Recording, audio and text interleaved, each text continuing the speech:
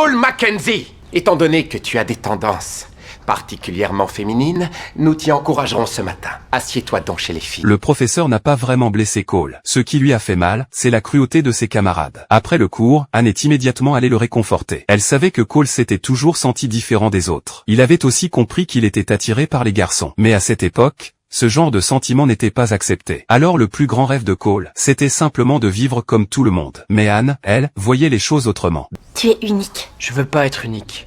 C'est pareil qu'être bizarre. Je crois que ça veut dire singulier et extraordinaire aussi. Bon, je préférais être ordinaire, moi.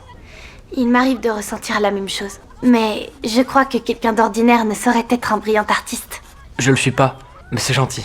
De retour à la maison, Maria a remarqué qu'Anne n'allait pas bien. Elle a décidé d'avoir une discussion avec elle. Elle lui a dit de ne pas trop se soucier de son apparence, parce que les personnes considérées comme belles doivent souvent supporter beaucoup d'attentes, alors que des personnes comme Anne, jugées plus ordinaires, peuvent être libres d'être elles-mêmes. Elles attirent moins l'attention des autres. Maria pensait même que, même si Maria voulait simplement bien faire, c'est une chance, tu peux me croire. Il y a bien plus important que la beauté, et tu auras vite l'occasion de t'en apercevoir. Et cette idée l'a profondément blessée, car Anne avait toujours rêvé d'être différente. Elle voulait même devenir plus belle. Pendant que les élèves jouaient au jeu de la bouteille s'est arrêtée devant un garçon, mais il a refusé de l'embrasser. Pire encore, il s'est moqué d'elle en disant qu'elle était laide. Les autres élèves ont commencé à rire avec lui. À ce moment-là, Cole s'est levé pour défendre Anne. Mais rapidement, ils sont tous les deux devenus la cible des moqueries. Les autres les ont traités de monstres.